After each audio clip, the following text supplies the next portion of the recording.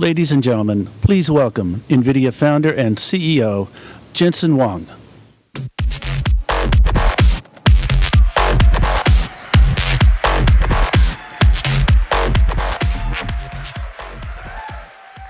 GeForce gamers, welcome!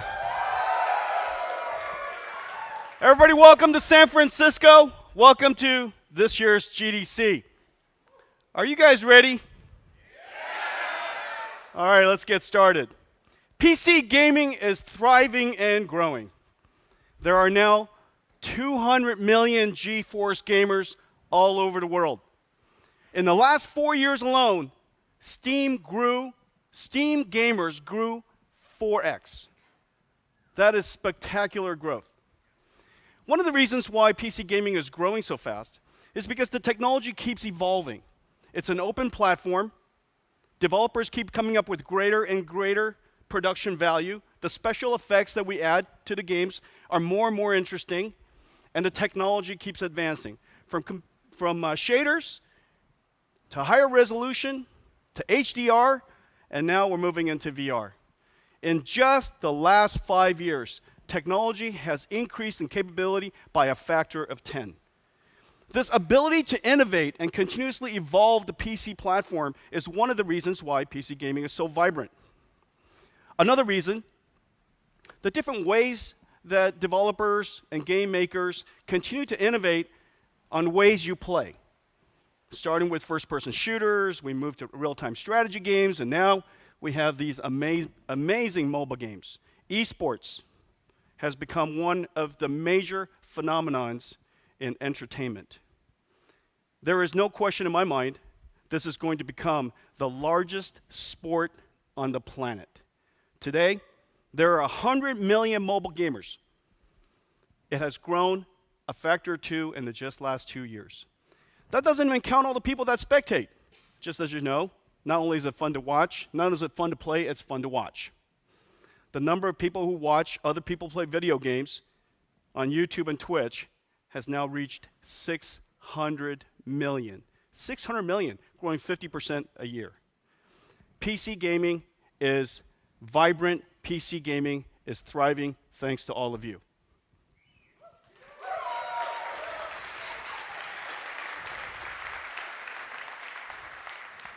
Incredible to be part of. And that's what drives us. Our mission is to serve you. Our mission is to serve you. We dedicate ourselves to creating the world's most advanced gaming platforms. 9 months ago,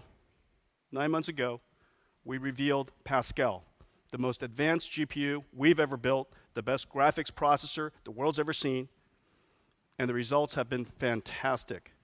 It is a fantastic graphics card. I'm so proud of everybody that worked on it. And today we're announcing, well, it is the best graphics card in the world. You guys know that it's the best graphics card in the world. It's the best gaming graphics card in the world. Today we're announcing that it is going to be effectively, immediately, $100 more affordable, so that more of you can enjoy the world's best graphics card.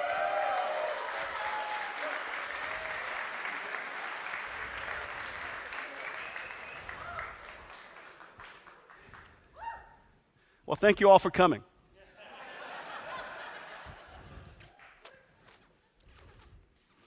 Several months after we announced the world's best gaming card, a giant leap from anything that the world's ever seen, we introduced the Titan X. Titan X is the best graphics card money can buy. It's for people who just absolutely need to have the best. They want the best, they need the best, the resolution of the monitor is the absolute highest, and they have 2 or 3 of those monitors. They just need to have the best. They use it to play games, they use it to create movies, they use it to render films, they use it for all kinds of things. It is the single most advanced GPU that we have ever created. People have called it the king. And today, just so that some of you, more of you, can enjoy this incredible graphics card that is relatively hard to buy, there are going to be 5 lucky winners in the audience.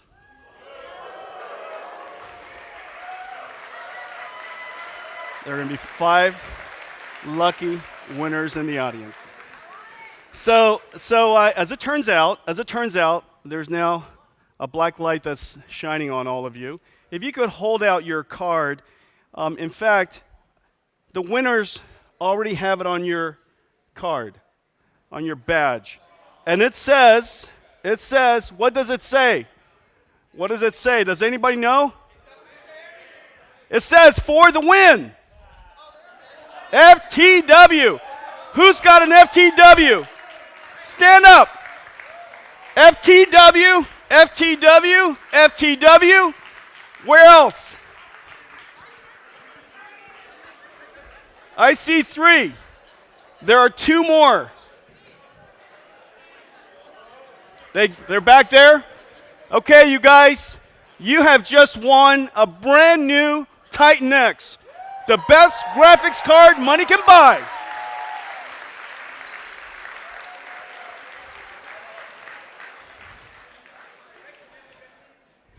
All right, I got some other things I got to tell you.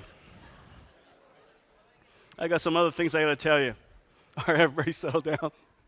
I got a few other things I got to tell you. So as you guys know, that one of our goals is to create cinematic graphics in real time. When you take a look at movies today, it's not just computer graphics, shaders, and geometry, and lighting and shadows. In order to make the cinematic experience realistic, it has to obey the laws of physics. Before you render it, you have to simulate the world. Simulation, physics simulation, environmental simulation, and computer graphics rendering go hand in hand. In order to deliver that experience, in order to create the type of images that you see, supercomputers are used to simulate the physics of the environment, and then using the same clusters, massive supercomputers, they render each and every pixel slowly and meticulously so that it generates these beautiful cinematic imageries. Well, we've been challenged to try to make this in real time for quite a long time. And one of the things that inspires us is to create this experience so that you can enjoy it in an interactive video game. And that is that's the reason why we created the Nvidia GameWorks Studio. Over the last, coming up on 10 years, we've dedicated some 500 engineering hours to create the world's most advanced real-time special effects engine. It basically broken down into 3 major categories. The first category, of course, is rendering. That's about lighting. Everything looked backwards from up here, just so you know. It's about lighting, it's about shadows, volumetric lighting, advanced lighting techniques, and shadows, all kinds of interesting shadow effects, because as you guys know, rendering shadows is really complicated. And without shadows, you simply don't have that sensation, that feeling that it looks real. Soft shadows, contact hardening shadows, self-casting shadows. Your hair casts shadows on all the other strands of hair. When you look at grass is rendering, not only is it green and it's waving in the wind, it's also casting shadows on itself. We also want to create the sense of photorealism using a technique called global illumination.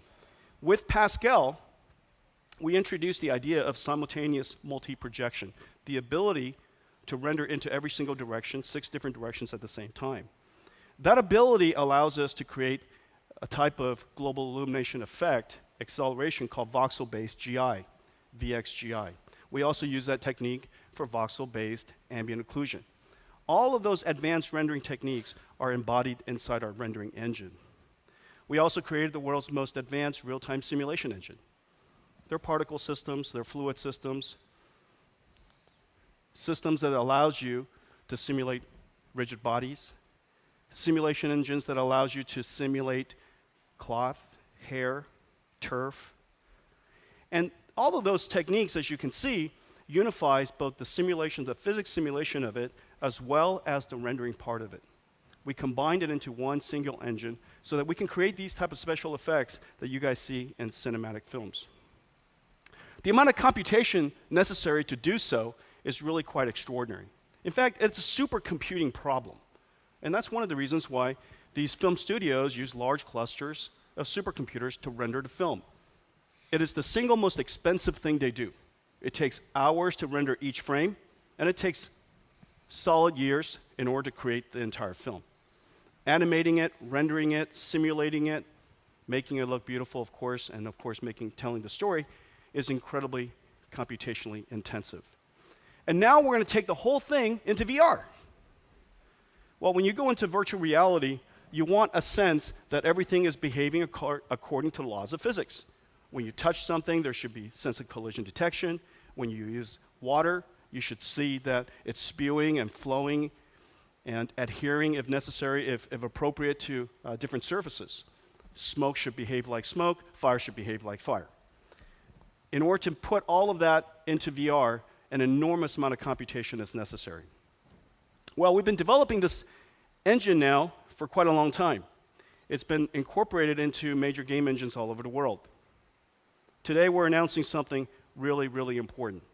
This body of work, representing 500 engineering years in our company, today is available, all of it, in DX12.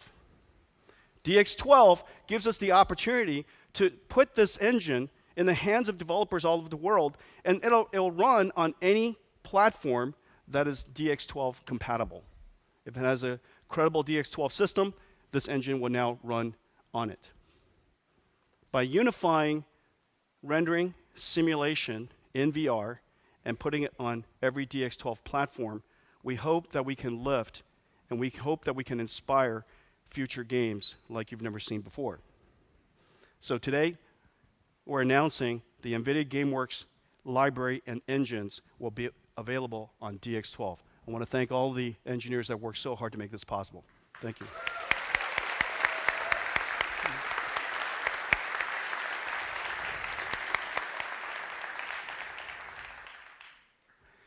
We also introduced 2 updates.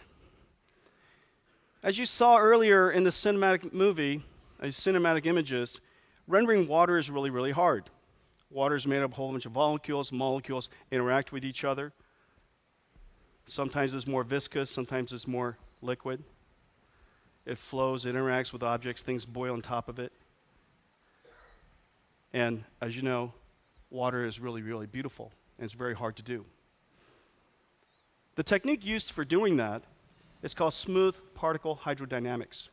Basically, every single molecule, depending on the size that we choose, and the size that we choose would allow you to enjoy it more realistically or otherwise. The size that we choose would interact with all of the other water molecules around it. And it sloshes around, things float on top of it, and heavy things will sink to the bottom, and light things will float on top. And every time you use it, if you simulate it properly, your video game comes alive. You basically have a pool of water in front of you. For viscous liquids, it's a great algorithm. It's the same algorithm that you see people use in films. For expanding gases, we use a slightly different algorithm. There we use an adaptive, sparse voxel grid in order to simulate the smoke or flames. And each one of these little voxels will contain some fuel. And that fuel, the voxel would be moving in a particular direction. There might be some pressure element associated with it, whether the gas is expanding very quickly. Maybe it's fire, maybe it's smoke. There's a shadow element associated with that voxel. As you can see, these are very complicated algorithms that we now have to simulate in order to deliver a real-time experience completely in real time, simulate the physics, and then rendering it beautifully so that we can enjoy it while we interact with all the characters and the environment around us. And so why don't we take a look at that? The first one that we'll look at is smooth particle hydrodynamics. And, well, let's see. This is all completely in real time, you guys, and it's just running in DX12 and is running on top of one of our GPUs, our Pascal GPUs. And every time you enjoy it, it's a little different. You could drop whatever you want into it. And if it's heavy, it sinks to the bottom. If it's soft, it floats to the top. It could be foamy. It could be made of wood. It could be made of plastic. Wait till he cues you. We could squirt more water into it. Mm-hmm. And after we simulate it using a supercomputing algorithm called SPH, We can then render it. Switch. And look how beautiful it is. Ah. Open it up. And we let it out. Okay? All right, so first, SPH fluid simulation, liquid simulation. Now let's take a look at smoke. Well, smoke is hard. Now what you're looking at here is our voxel grid, adaptive voxel grid simulator. And this is a fire that is inside an Unreal Engine. And notice the fire is hot on the bottom and it turns into smoke. Some of the things that you're looking at with the smoke is really quite exciting. It's never been done before. This is smoke that's doing self-shadowing. And that's why when the smoke goes up, it just doesn't turn gray, but you could see the soft shadows, and it just, you know, even makes smoke look beautiful. And because everything is completely real time, it's interacting with the environment, and you can see that it's lighting properly in this factory. In fact, the fire is a living, breathing fire, and so you would expect that if you were to, well, throw something at it. Look at that. I could do that all day. That's a whole game all by itself.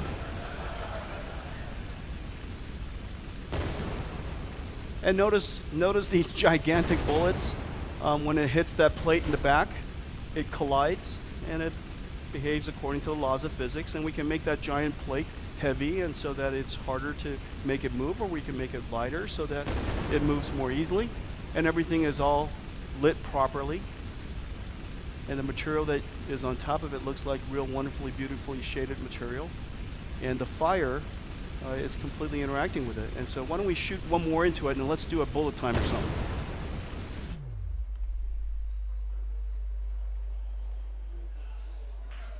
What do you guys think about that?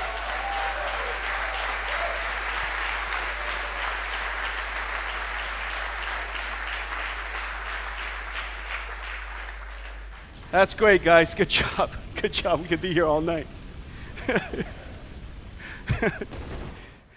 All right, ladies and gentlemen, we're announcing the world's new screensaver. Beautiful screensaver.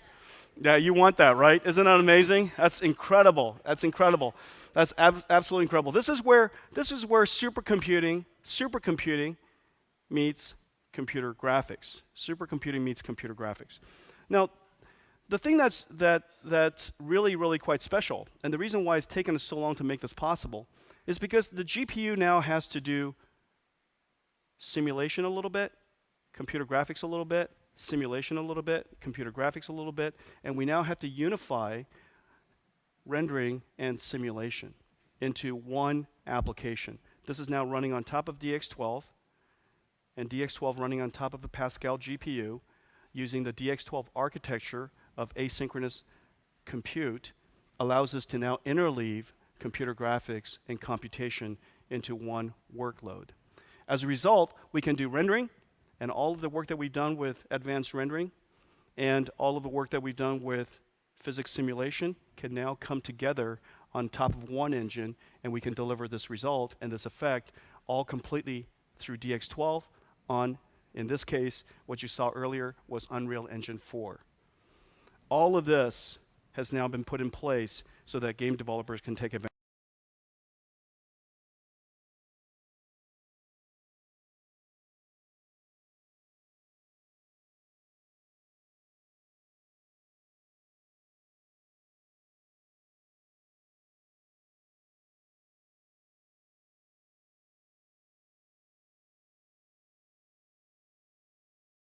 New. Let's call it the ultimate GeForce. The ultimate GeForce. Faster than a speeding bullet. More powerful than a locomotive.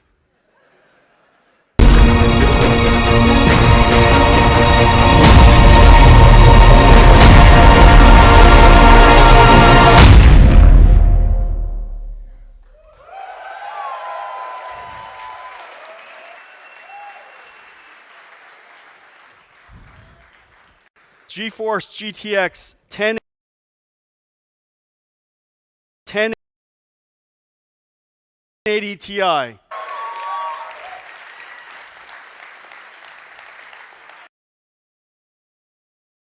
The ultimate GeForce 584 CUDA core. Frame buffer memory and more beautiful.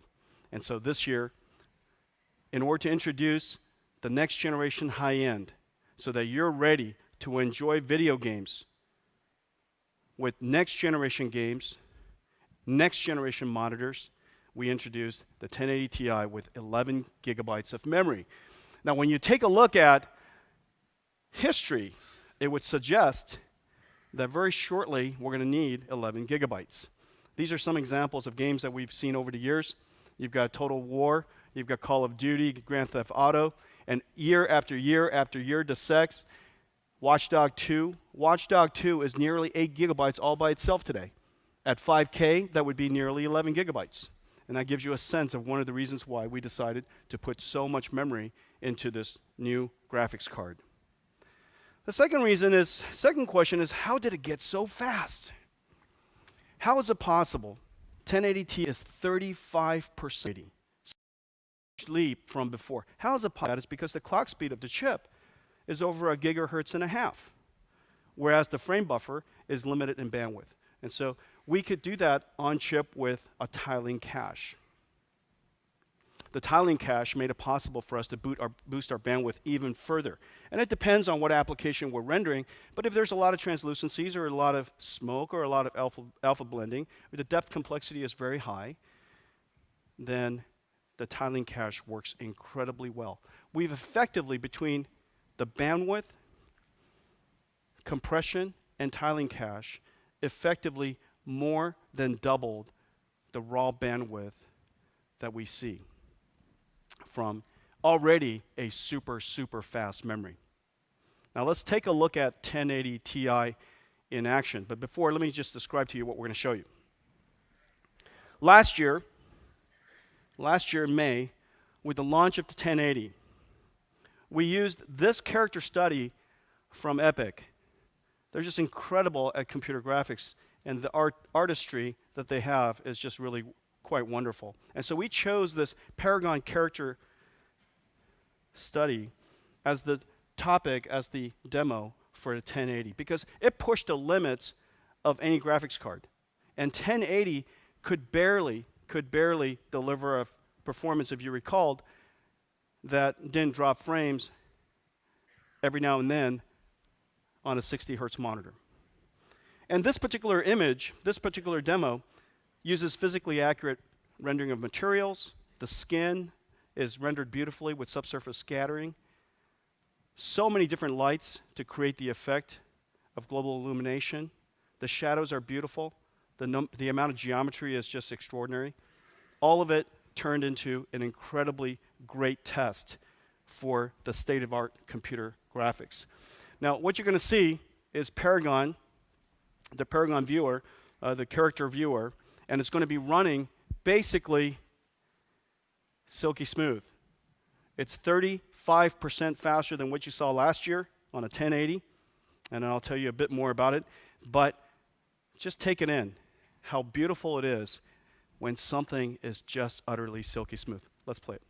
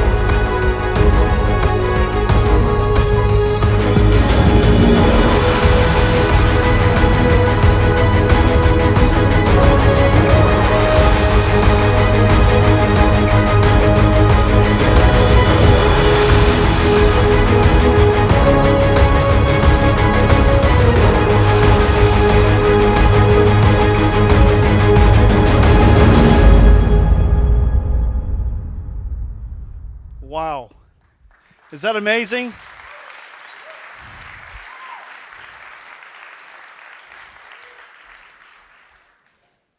Well over 100 frames per second, 35% faster than 1080, beautiful shaders, depth of field effects, beautiful lighting, wonderfully shadowed, great special effects with depth of field.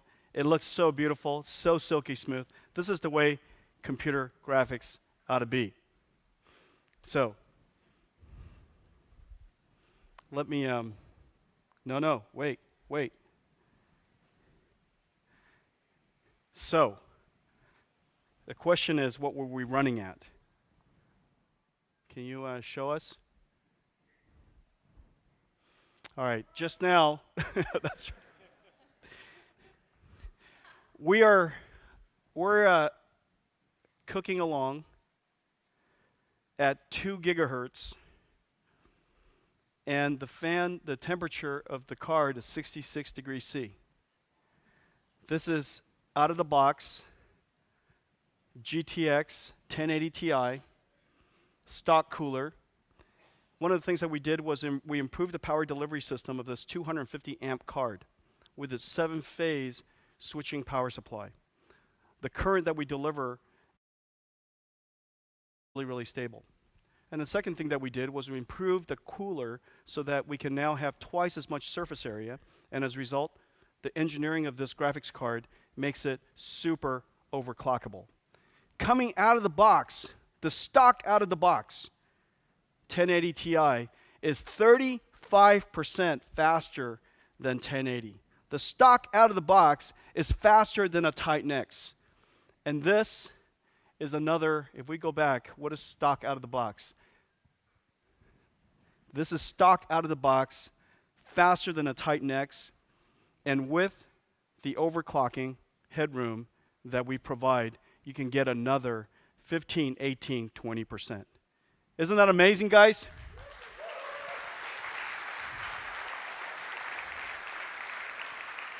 Thank you. The ultimate GeForce, 1080 Ti, 35% faster than 1080, faster than Titan X, and then overclocked just now to over 2 gigahertz with an out-of-the-box stock fan. Faster than a Titan X. And all of that for $699. And for $699. For $699.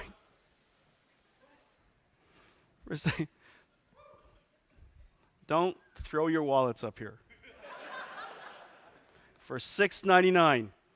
And the even better piece of news is it's coming next week.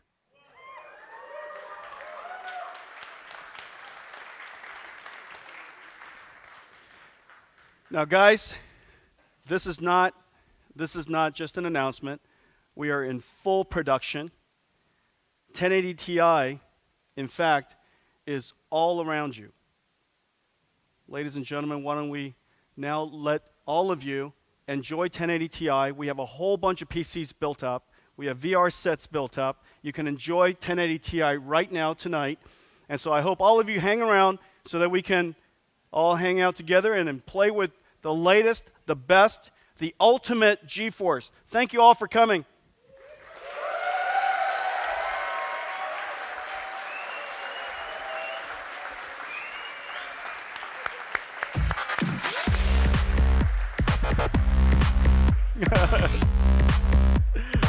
I forgot how that went.